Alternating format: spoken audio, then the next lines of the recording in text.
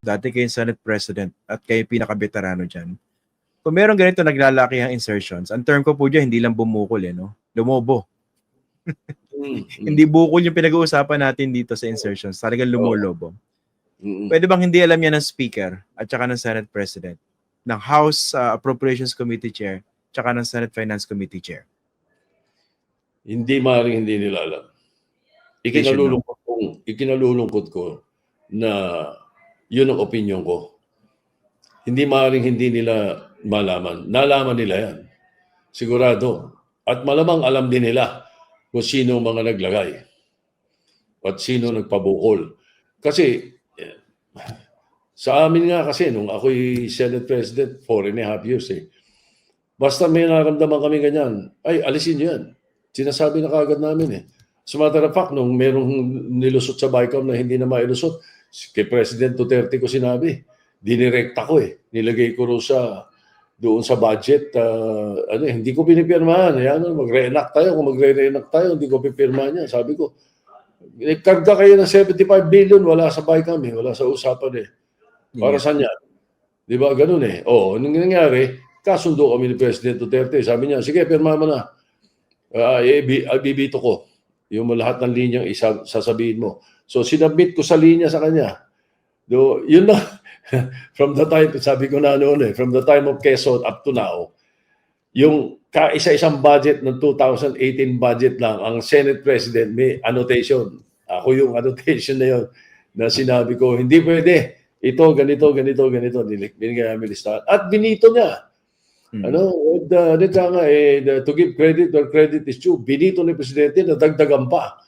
Kasi nung tumawag siya sa akin, sabi niya sa akin, nabito ko na yung, Padre, sabi niya, nabito ko na yung 95 Sabi ko, boss, 75 lang yung nakita ko Hindi, may nakita pa kami 20, sabi niya. Sabihin, hindi lumulusot talaga di ba? Wala ko typo lang Ang laki ng difference kung typo yun Hindi, grabe. Okay, eto po So, I think yung tanong ko naman po, pretty obvious naman po yung sagot doon. And thank you for your honesty. Hindi pwedeng hindi alam yan ng Senate President, Speaker, Upper Chair, tsaka ng Finance Committee Chair. Ang tanong ko hindi ba dapat sila nagsasalita ngayon? Dahil putok na putok itong issue na ito. Hindi ba dapat nagpapaliwanag sila rito? Paano at bakit lumobo? Well, tinanong na ba sila? Kailan pa bang tanongin, Tito Sen?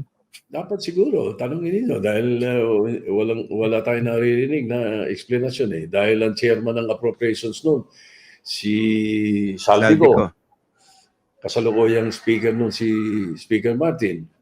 Ang chairman ng Finance sa Senate, si Grace Poe. Senate President, si Cheese.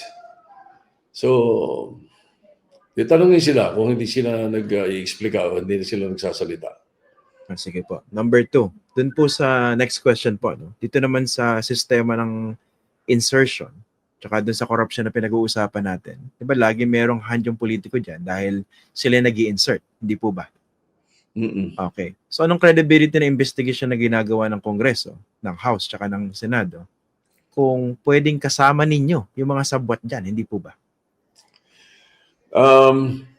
Still, hindi pa pwedeng lahat involved Hindi pa pwedeng kung ang mag-iimbestiga ay involved himself, kitang-kita. Mararamdaman na tao yan. Mararamdaman yan. Yung mga feeling guilty. Mararamdaman ng tao yan. Pati ng mga... Pati namin, kaming mga nandoon na walang kinalaman doon. Lalo na kaming 12 sampa. Hindi, re-electionist pala yung iba. Merong ilang sa amin na bagong sampa Mararamdaman namin. Dapat naman. Ganun din sa House. Dapat mararamdaman nila. So okay lang ding ituloy yung investigasyon nila. Kasi ano mo yan, masyadong agrabyado yung mga kababayan natin. At hindi lang dahil sa nagamit yung budget nila ng tagilid. Hindi nasira yung mga farm to market roads nila, nasira yung mga tulong sa mga magsasaka, nasira. Ang tindi ng corruption na pabarya-barya kinikita nila, Pagkatapos makikita nila, bilyon-bilyon na pinaglalaroan itong mga politiko. Hmm. Magwawala yung mga yun. So, siguro naman sa amin, sa mga senador, saka sa mga congressman, hindi lahat yan alam yung nangyari. O, ngayon na may nakakaalam ng mga pangyayari, ilabas natin. Di ba? Hmm. Una, para mapigil. Pangalawa, para hindi na maulit. Pangatlo, para panagutin ang mga may kasalanan at may mga ginawa. Opo. Ito rin kasi, no, nung pinapanood ko po yung unang pagdinig ng Blue Ribbon Committee, I got the sense, and I think this is also the sense of a lot of those who watched it. Parang tumbok dito contractors saka DPWH. Okay yun, tama yun. Pero paano naman yung politiko ng urakot? Dapat yun ang kasunod. Kasi ang tanong dyan, sino naglagay? Yun nga. Si contractor nakakuha ng ganitong kalaking project. Paano basta makakakuha ng ganong kalaking project yan? Yun nga diba? Hindi naman magically biglang napunta yun di ba? May kausap yan na naglagay sa budget. Na naglagay sa GAA, di ba? O sa GAB kung hindi pa napapasa. Yun ang sunod na tumbok dyan. Parang ginagawa ni Senator Lacson, numpisahan niya muna yung ano yung mga validated. Alam ko kasi na mayroon pa siyang papuntang Visayas at Mindanao. Papunta siya doon. At yung mga yung kasi hindi pa validated. Ito mga binulgar niya, validated na. Alright? At saka makikita mo na sino yung mga politiko nasa likod niyan. Pagdating ng ibang region, pati nung region pababa, kasi na-concentrate masyado sa Region 3, di ba? Usually kasi, inaamin naman nila sinasabi naman natin, nakakarating sa amin easily mga 20% to 40% yung politiko na nagpasok nun Yun ang ino-offer ng mga kontraktor Grabe, no? So, ang tanong papunta na yan dyan. Yun ang kasunod dyan. Yung sana itong mga kontratista medyo matauhan Di ba? Yun nga, hindi ba kailangan niya ng whistleblower dyan mula sa isang contractor o taga DPWH? Kasi siguro, di ba, kung ako po kunwari yung senador o yung kongresista, wala man akong pipirmahan dyan kung tumanggap man ako ng 20% dyan, di ba? Ang tanga ko naman. Siguro naman nakatago yun, hindi ba? Pero sino nagpasok sa budget? Yun ang point ko, di ba? Yun ang trace doon. Opo. Di ba? Yun ang trace doon. Sino naglagay doon? Meron bang record dyan?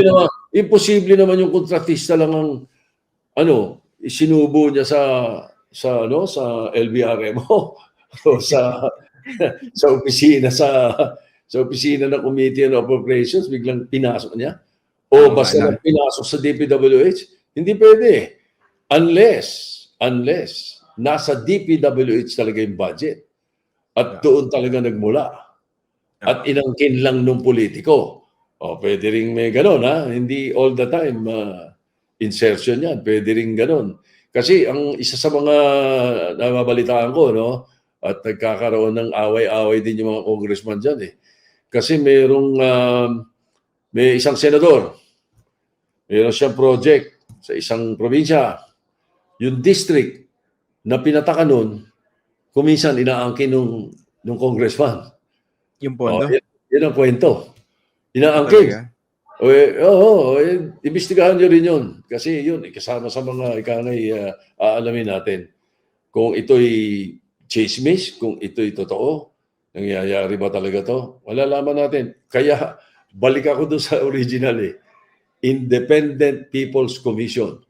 Taong bayan ang nasa likod ditong komisyon na to. Hindi mga politiko. Para dito, magkabisto-bistuhan na talaga. Once and for all, mapatino natin ang takbo ng bansa natin. Ang laki ng pera. Ang dami naghihirap. Billion pala yung tinatapon nyo sa flood control Anak na siopaw. Di ba? Talaga.